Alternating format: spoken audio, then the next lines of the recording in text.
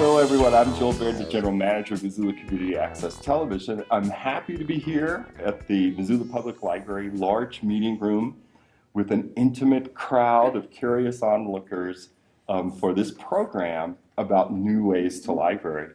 Every Wednesday in September, the library is going to have the new library as a focus for the future, and there's going to be different venues. I guess we'll edit this to put on those venues and try to get the show on social media right away, so you know you could go next Wednesday and the Wednesday after that and the Wednesday after that. And the one of the locations is the food bank, isn't it? Yes. Yeah. So MCAT's going to record all of these and we're going to bring it to you guys, but now I'm going to pay attention to the actual room. So I'm going to serve a little bit as moderator of this discussion just because I'm used to having this talk show I've had for the last 17 years. And so I've developed this habit of seeing that people put out the message they want to put out because I'm keeping little notes of what they said they wanted to say. So if I look down, that's sort of to make sure that my guests are hitting points that they want to hit in this discussion.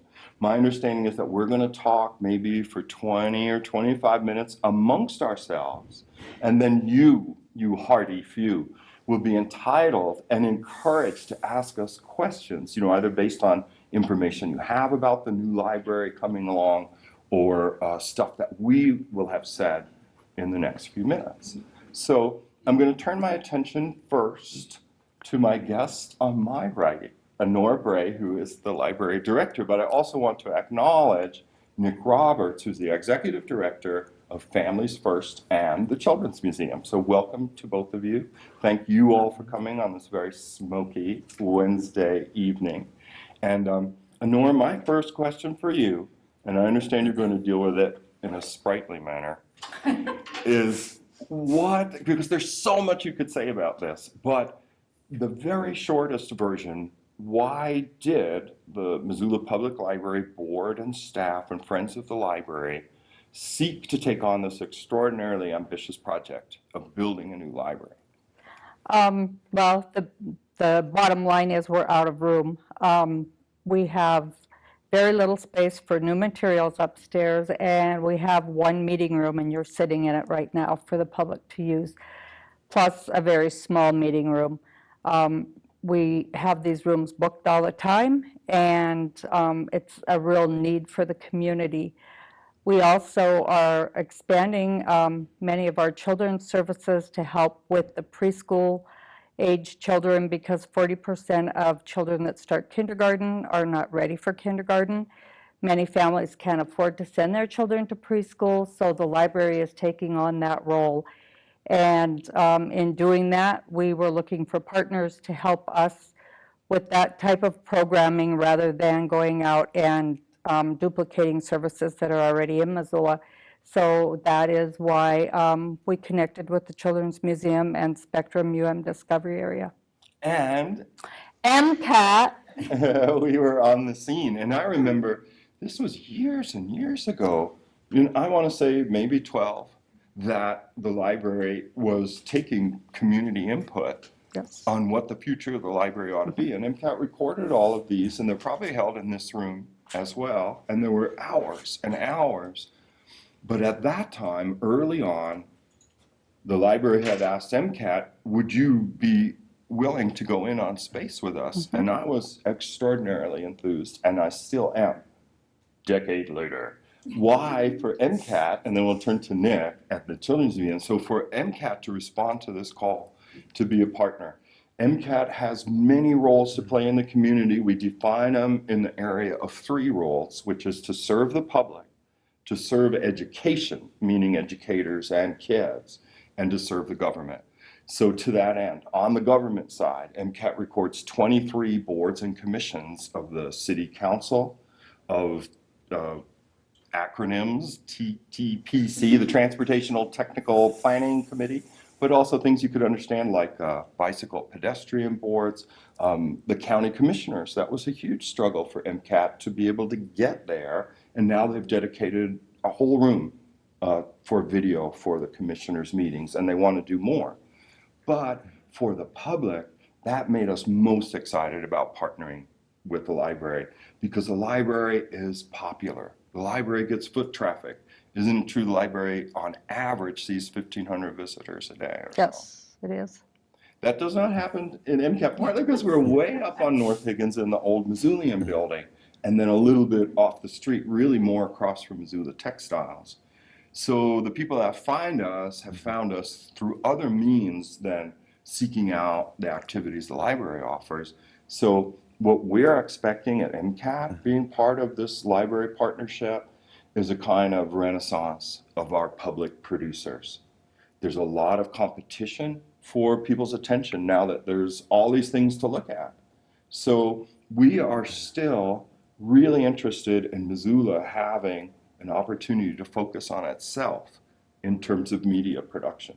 We don't want people in Missoula to get overwhelmed by all this exterior stuff, and we don't want kids to get media illiterate, where they see things and they believe it right away because they have no ability to do this on their own. So media literacy is a big deal for us. We are doing 4 after-school programs through Flagship, which Nick used to run in town. And we are also doing Saturday animation drop-in, and we're offering 5 sliding scale fee summer camps for kids. And we're also offering to the Boys and Girls Club 4 weeks of camps for their kids. So if we could bring that into the library with Children's Museum, with the Families First program for the parents of those kids, if we can partner with Spectrum and all of the machinery they have, it would be like a day in paradise. It's not here yet. So Nick, for you are relatively new to Families First Children's Museum as executive director. So you sort of came in on this. What's your take on Families First and Children's Museum partnering? Well, it's a gift. I came in at an incredible time to be handed this opportunity to advance our mission. We're an organization that many don't know is one blended organization. Families First Children's Museum is one entity. Some don't know that, but what does that mean? Well, our mission says that we empower families through parent education and learning through play. So any given day, that might be realized through one-time workshops for parents, multi-session curricular offerings for parents and families. It might mean mediation services for parents going through divorce who need an alternative, a cheaper alternative for parenting plan negotiation. And it means we have a museum in which to express all of these concepts and these attachments and these education opportunities. And many don't necessarily know that. And so we will, in this new era, be able to really boil down our work, which more bluntly stated would be, we want to serve real families with real issues and give them a new facility capacity and programmatic collaboration to advance those things. So it will mean a lot for us in terms of enhancing what we already do and also expanding the nature of our programs. Right, and that's one commitment the partners have taken on, is to work together so that MCAT will be doing stuff to promote Families First and Spectrum. We'll perhaps think of exhibits we could do together and so on. We're going to have regular meetings as a group and try to create, I guess, from 4 entities, this really adorable monster we'll call the partnership, at the library. And I think that's something all of the people in charge of these organizations are looking forward to. So anyway, that, I guess, would serve to answer question 1 of what motivates us to undertake this huge undertaking. So then, Honor, you would be in the best position of the 3 of us to know how the community responded. I remember working on the bond issue.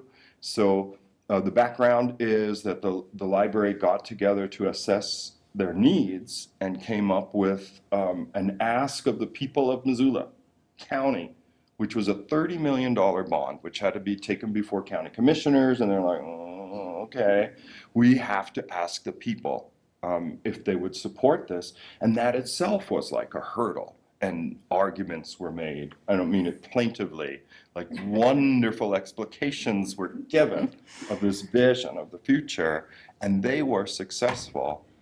But you want to give a quick take on how that all worked and the fundraising component. Okay, so the bond is for $30 million. The building is $35 million. So the Library Foundation is raising the other $5 million. And they're doing a great job. The Library Foundation had to take on a whole new role for this library building project because they used to just kind of get money from bequests, et cetera, and then they would give us percentages during the year to do fun projects that we wanted to do at the library. And so they had to change their whole mindset about fundraising, and they've done a fabulous job of doing that. The Friends helped by supporting getting the vote out, and Barbara Thoreau and Barbara Barons were the co-treasurers and helped to get that all underway. No public money can be spent towards an election, so they had to raise private money to be able to do that.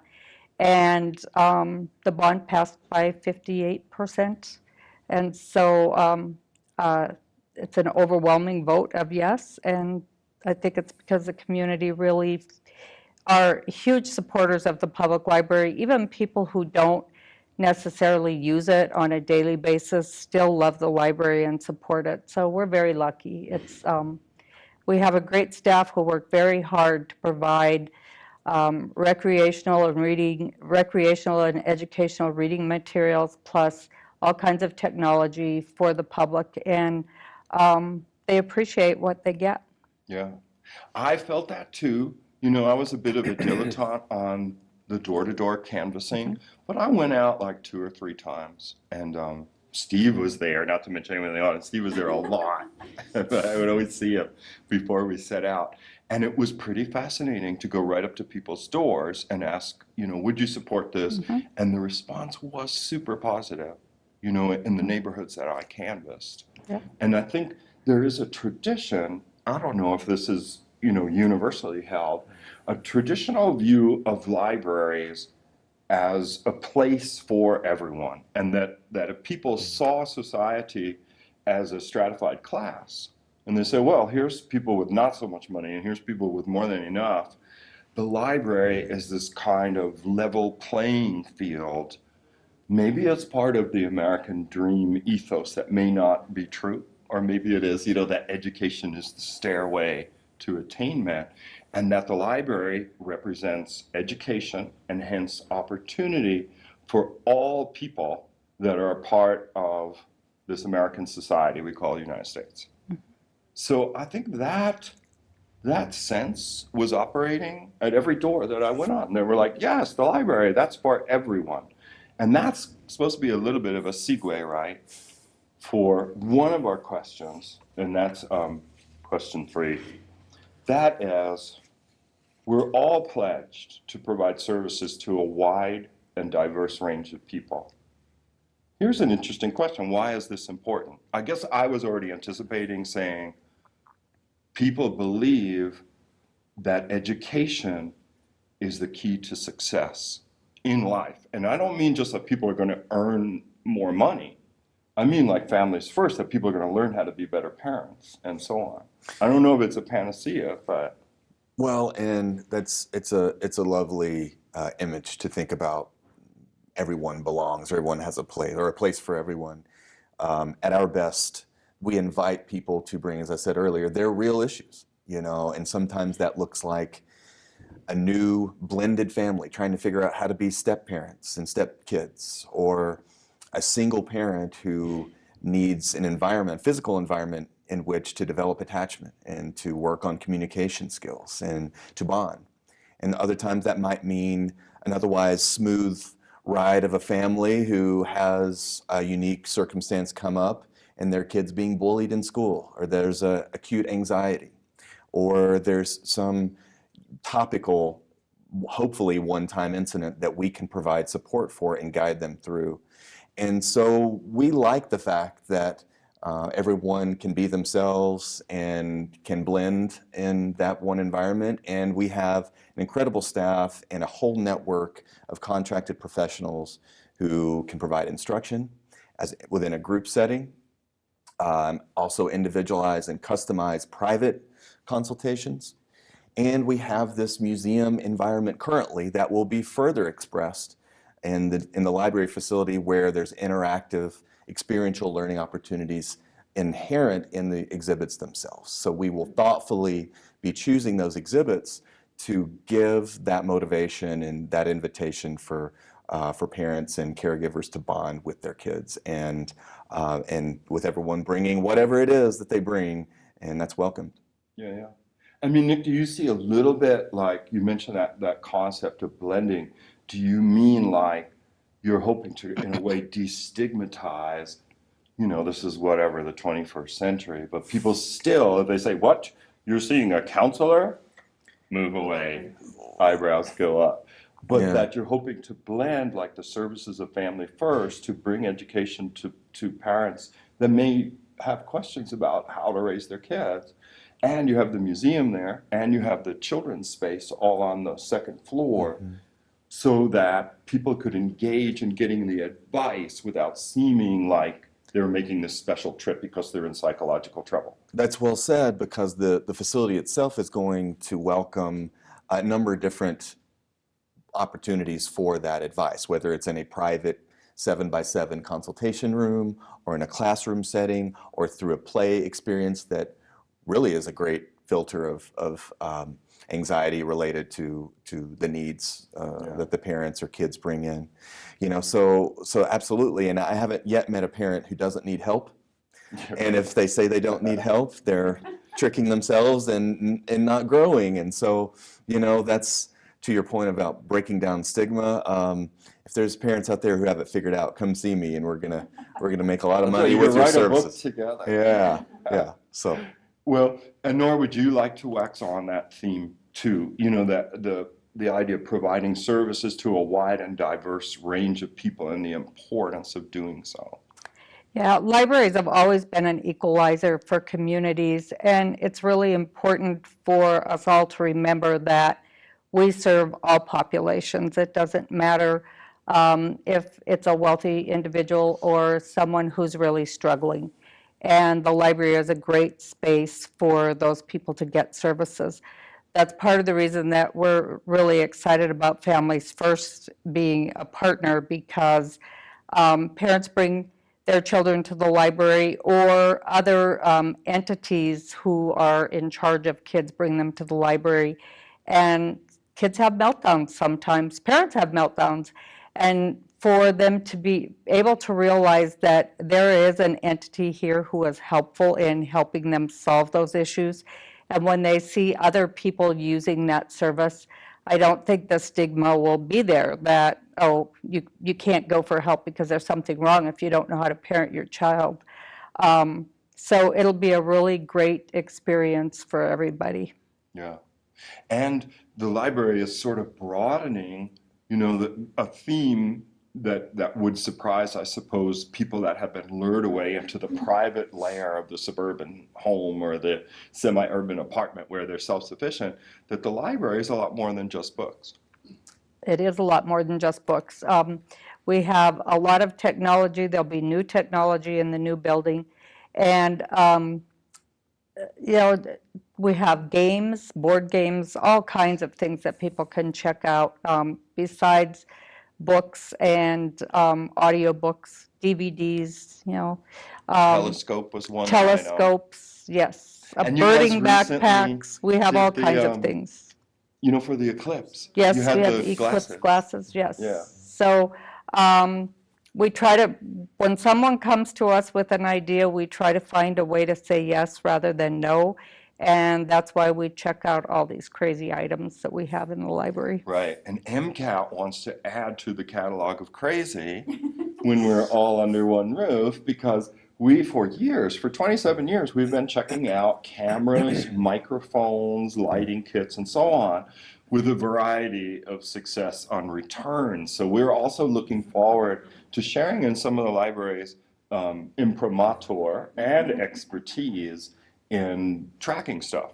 For instance, the library does check out laptops, Yes, and you guys have a pretty good return rate. we do. I wish I could say those things, you see, and I hope that I will be saying the same in the near future, because the nature of our collaboration is going to be to try to explore ways in which our missions overlap and also our resources overlap.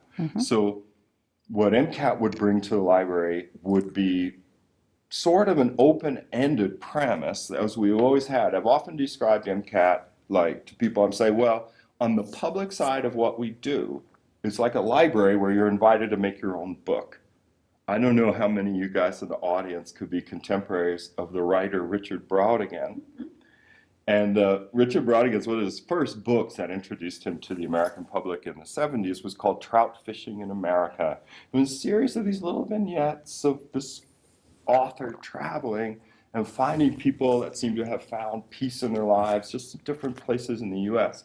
And one of the vignettes was about this library in which people contributed their own books, and that was the library. So that's MCAT's premise. I mean, it was an original crowd-sourcing idea that we would provide equipment, channel time, and training, and in turn, people would seek us out, and they would make programming that would go on a local cable channel so that Missoula could feel a little bit of a reflection of itself, even though now there's 1,000 cable channels, so it's getting more difficult.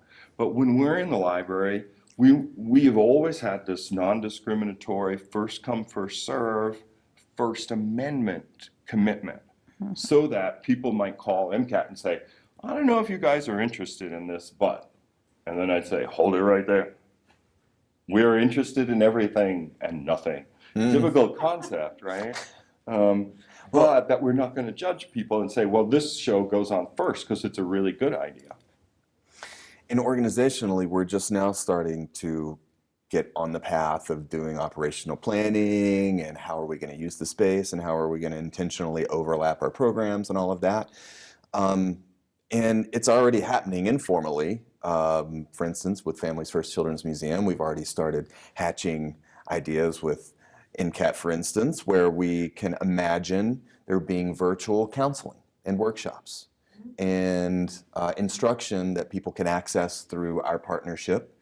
And Joel doesn't know this, nor does anyone else in this room, but I've got a plan in which I'm going to lobby him for developing a program for oral histories, where we can invite families to record their story, you know, kids and caretakers, and to catalog that and give them their own book to walk away with in whatever form that we can come up with. And in the case of the library, we've already been thinking about how we can position collections nearby our consultation and instruction classroom space that can be resources for the folks coming in for our services, for the family education services, as well as hopefully conceiving of a joint responsibility for a social worker type role that can be there accessible to people full-time or some semblance of full-time for the public, and how we can co-lead the variety of services that social worker and case management purview might provide. So we're already thinking about it, and we'll come to the table soon to start mapping it out. Gosh, I don't know if people are curious about that. I don't know that we fully know, but Yeah, soon. exactly. That's a tickler. But Manur, how about you? I mean, that's question 4. What are some ways that we'll be able to serve the public differently in the new library museum tech complex? Okay. And this is definitely, that was a good example now. Yeah, I was really excited the other day when Nick said, oh, we can help you with that, because we've been working with making partnerships with other organizations that also will help us with the social work piece.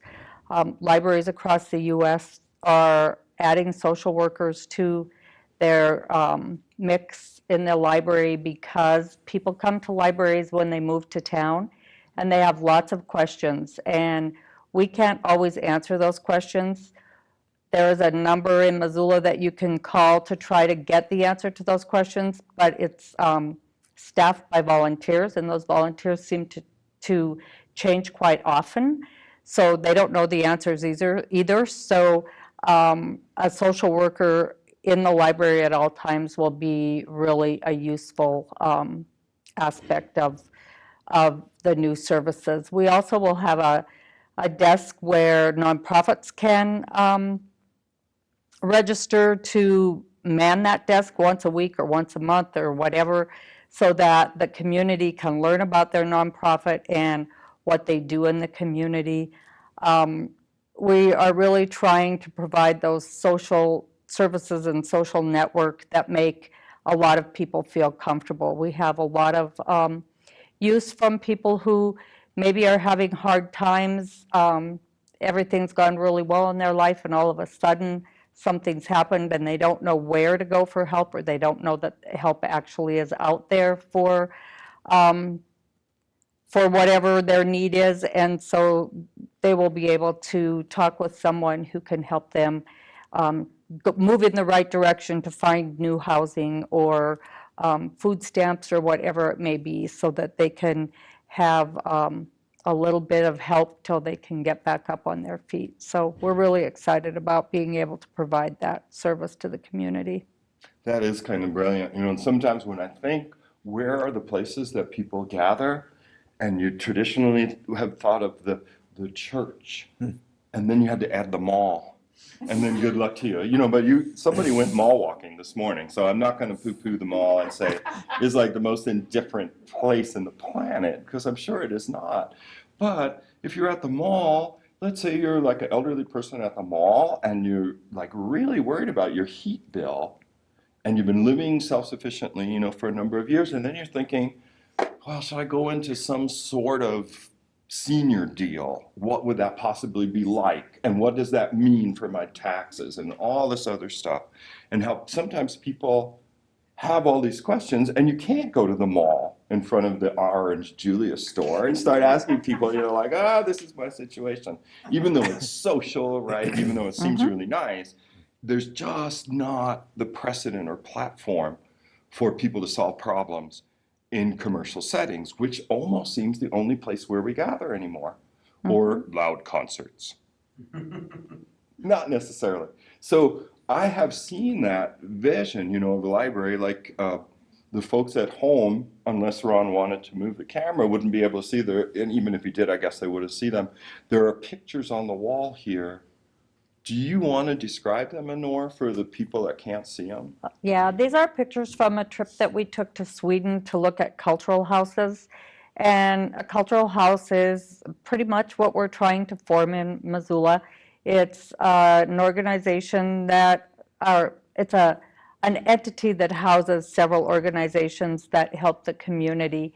And each one of these cultural houses is a little bit different. It depended on what the community's needs were.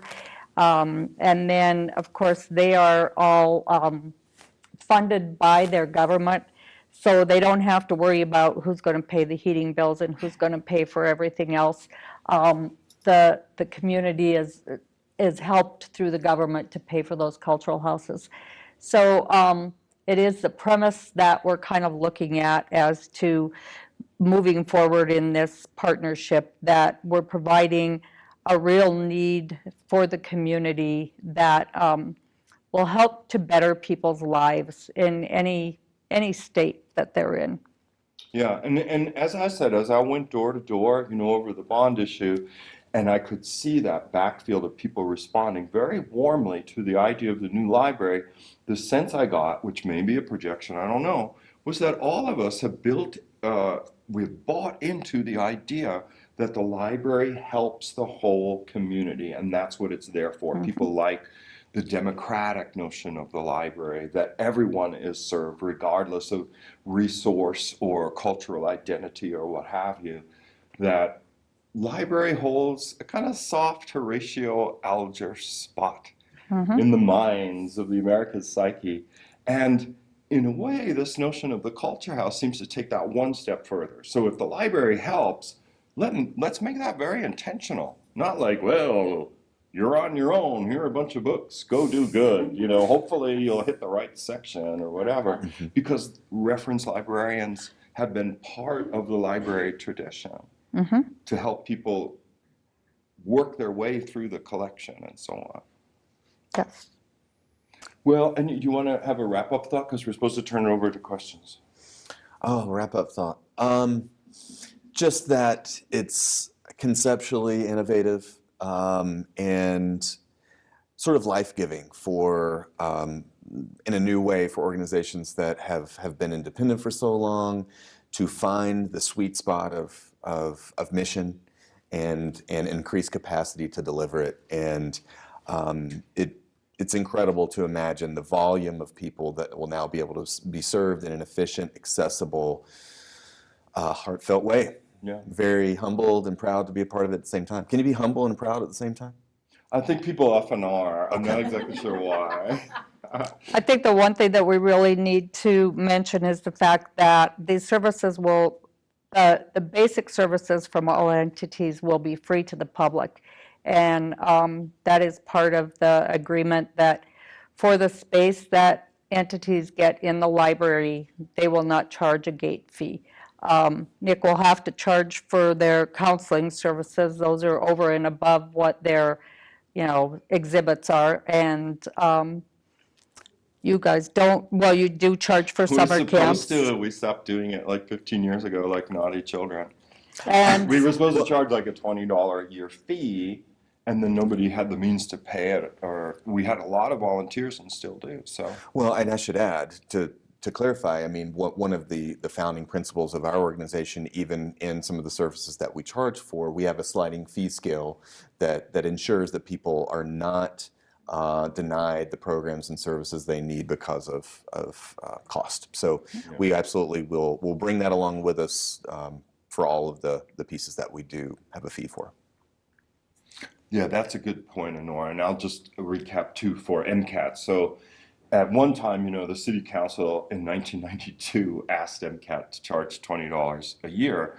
And we did it for a while, and it just kind of faded away, right? But a lot of people that we serve, not perhaps the preponderant number, but they don't have that $20. So we offered volunteerism instead, and and then a lot of people took us up on the volunteering. But that one concept of all of us being under this one roof is that all of the partners are not going to charge admission fees, that like the library, our most basic services are going to be free. Yeah. So It's great. it is time now to offer our intimate audience the opportunity to ask any one of us a question, either related to what you have heard, and I will repeat the question only because the mics are up here, so please. My recollection from having visited there is that the Coeur d'Alene Public Library actually is the meeting place for the city council there. And as the MCAT guy here, you talked about how you video all of these meetings. Yeah. And, given the new library, there will be more space for having such things here. And to me, there's a kind of a symbolic value of having the government come out to the people rather than the people having to go to the government. And would that be something you'd like to consider, seeing if you could convince Well, if I were king of the world. to come and actually meet? Oh, that's wonderful. So I'm going to repeat the question just for the people that might be watching the video and didn't hear it. The question was, there's the observation that in Coeur d'Alene, a scant 2 hours from MCAT in the very profound state of Idaho, the city council meets in their library, which I assume is a relatively new one, right? It is new, 10 years old. 10 years old. And would MCAT like to see that sort of thing happen? And the answer is yes, totally. This could be edited out, but years ago, I had a kind of hard time getting county commissioners to record it. I had started my campaign maybe in the year 2000, and we got in there in the year 2004. So it was difficult too because we had to take all this equipment up to room 201 in the addition to the courthouse, set everything up, and take it all away. And I would say, why don't you guys meet at City Hall? And they're like, well, we meet on Wednesdays, and so do they. So fast forward, it's almost 15 years later.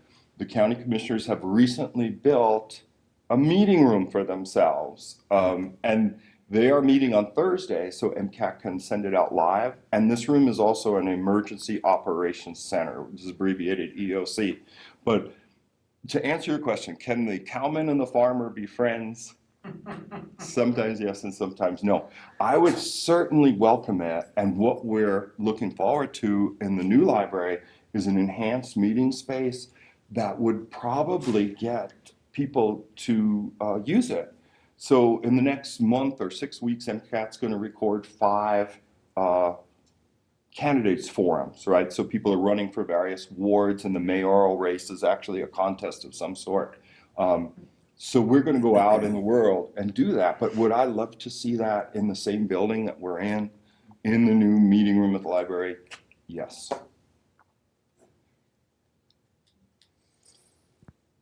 Any other questions? Well, I think Honora can maybe address this a little bit, but we're in the middle of forest fire season right now, and when we were campaigning, or when the bond committee was campaigning in the community for the library bond, one of the interesting things was to hear from Climate Smart Missoula on the need for new library space, because more inventory is needed in Missoula where people can go and breathe fresh air and do things that don't cost money and be around other people. So, Wow. I don't know, Honora, if you want to speak to that. Can I repeat it just for the microphone? Yeah. Okay, so the question is, or rather the observation was, that climate change is real. We're in the middle of a horrible smoke we've been enduring for 2 months. Climate Smart, they said when we were doing research, Missoula's going to need a greater inventory of space where people could go and be social for free. Yes, that's true. Missoula Public Library is one of those spaces, and our climate monitoring system, they broke all over Missoula yesterday. They're not available anywhere because of all the smoke. There's too much that it can't keep up. But I think the other great observation about forest fire time, our branch libraries are very busy during this time because they're opened for those people who have been evacuated from their homes, that they can go in and use the internet to be able to correspond with their families that don't live around Missoula, and be able to have that access that they've had to leave behind in their homes. So I think, it's a really important space for people because anybody can come in and use the facilities. That's a good observation. Creepy one, Carl, but very good. Very apropos of this evening, for instance. I have a question. I volunteer with the International Rescue Committee and Soft Landings, and I'm wondering if the new library is going to have any sort of special programs for non-speaking, non-English speaking people as we bring them into the city. Will there be any kind of coordination, anything? Okay, so the question is the library going to coordinate, let's say, with the International Rescue Committee and Soft Landing, which are helping bring refugee families into Missoula and helping to integrate them right into the society? Would the library see itself having a role in that undertaking? We have been working with Soft Landing in some ways. They're bringing their users into the library to acclimate them to library services. The Friends of the Library have offered to buy dictionaries for people to have English or their language to English, phrase books, whatever, so that it makes it easier for them to be able to get along in Missoula. We're just waiting for Soft Landing to get back to us on a few of those issues. But we have a couple conversational groups. One is Russian and one is Italian. And we can do more of that. We just have to have the need and the people that are interested in doing it. I could see that being an incredible new opportunity that we Yes. haven't explored for partnership among our two organizations to very intentionally deliver the same types of Yeah. family education instruction and museum experiential facilitation in other languages. That's an incredible thing to think about. Mm-hmm. And also in the tech department, there are a lot of apps that I see advertised. I've never actually tried them, but you know, they show someone speaking into their smartphone, and then right on the other end, the translation is coming out.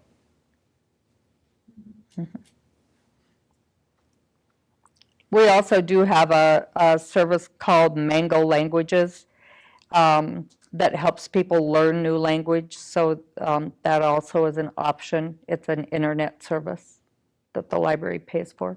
Are you working with Dickinson in their English as a second language classes and things? Or- No, the library used to run a literacy program, and then it moved to Dickinson, and it became a program of its own. It's run by the school district, and they get funding from the Office of Public Instruction for that program.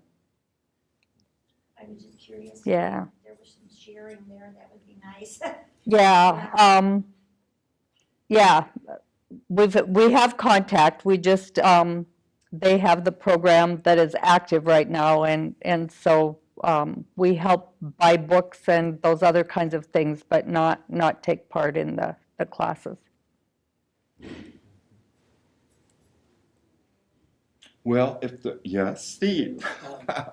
Honor did talk about branch libraries, and that's a question that I'll be asking at all of these sessions is what's the outreach program to, say, Frenchtown, Sealy, Lolo, those, and Mhm. we've already talked about that.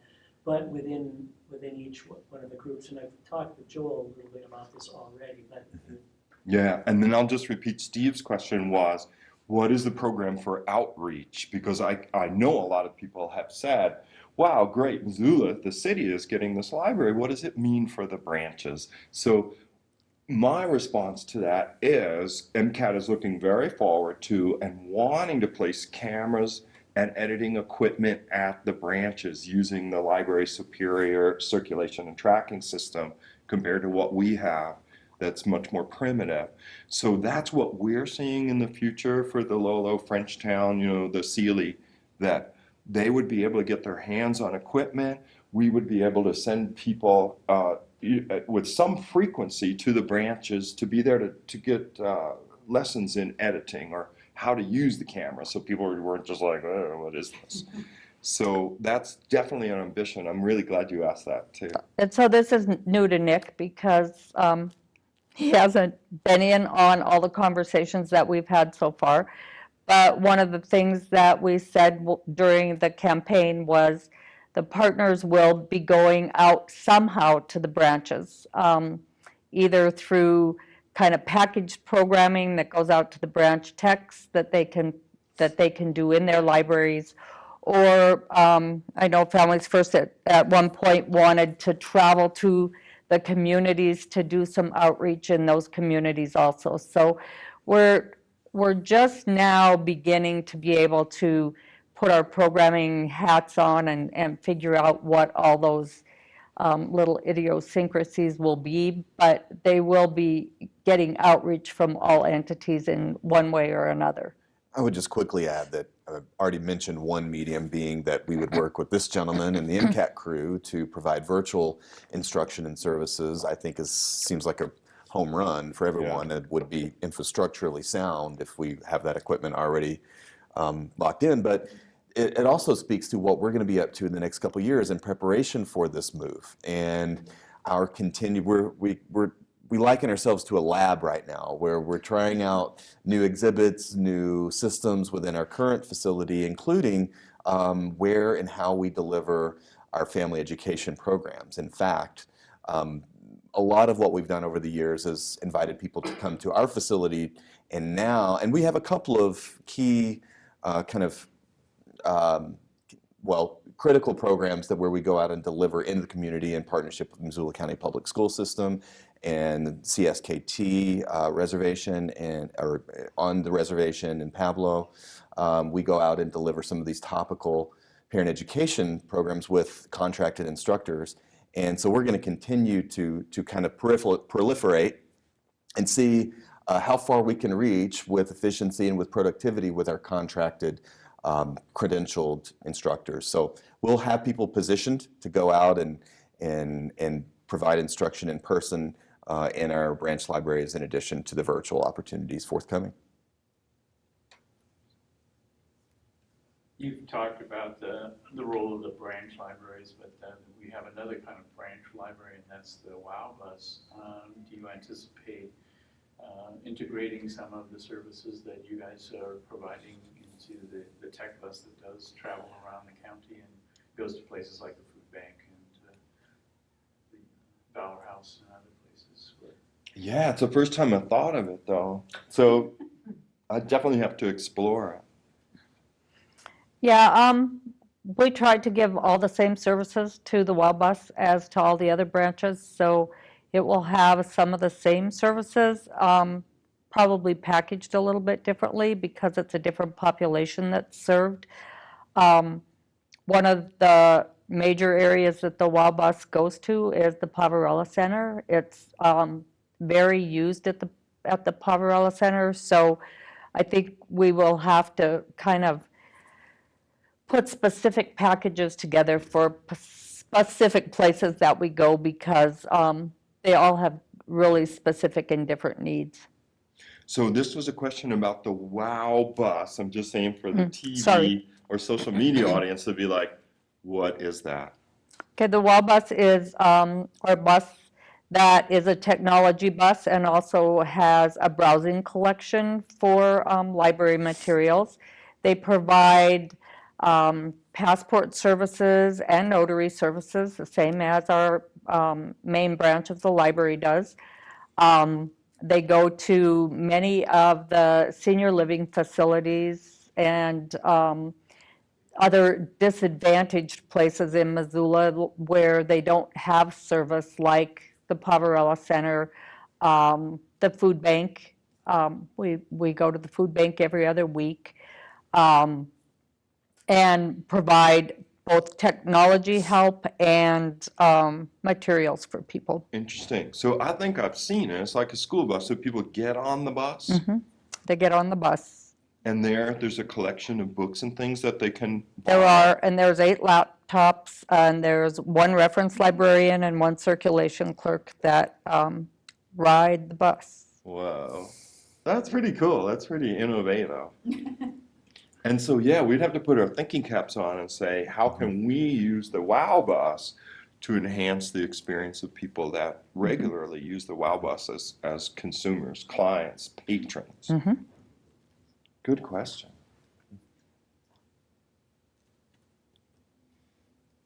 All right. Carl's Carl's giving you the making cut those off. happy hand sounds like, well, it's 6:20, what have you, and we've done about 55 minutes.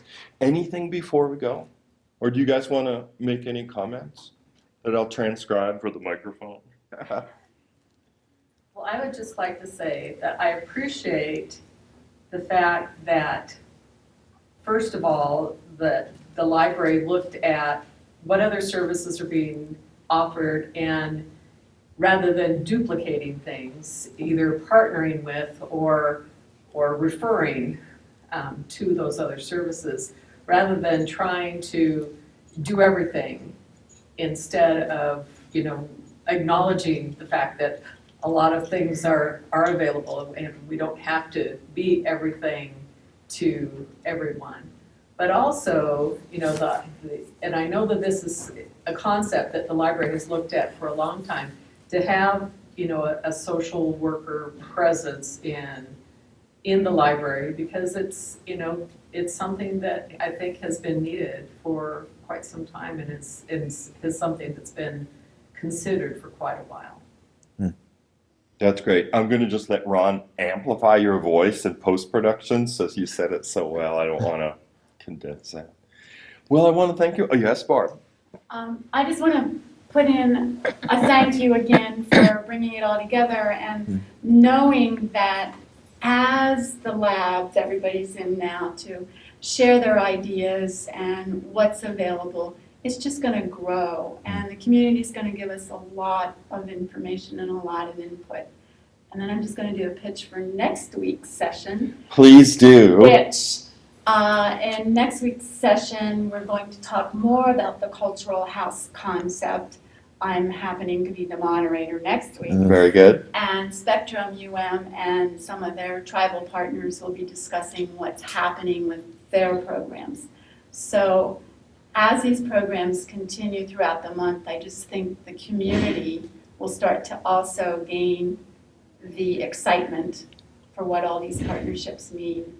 And we're going to have a great all under one roof. Yeah, I agree with you. And I think, you know, just for us, you know, as people who are called the directors of our various concerns, that we're going to be all ears, not just now, but a good year, maybe two, into this building actually being realized and occupied, that, you know, my position is going to be one of quite a bit of learning and realizing that what we're doing is really profoundly creative, because we don't know what's on the other end. We feel like we're going to be in a good zone, but in terms of collaboration and possibilities, the sky isn't a good limit, but I think all of us are going to be committed to being open-minded, responding to the situation, and fine-tuning this experiment into a tremendous service.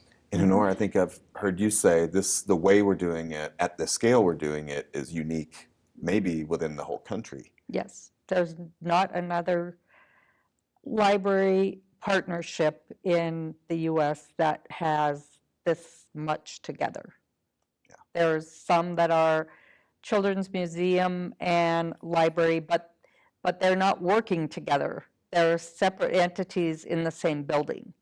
They're not trying to build co-programming or, you know, trying to make it seamless for the user. And I know that that's always been a real issue for everyone, is nobody wants to lose their identity.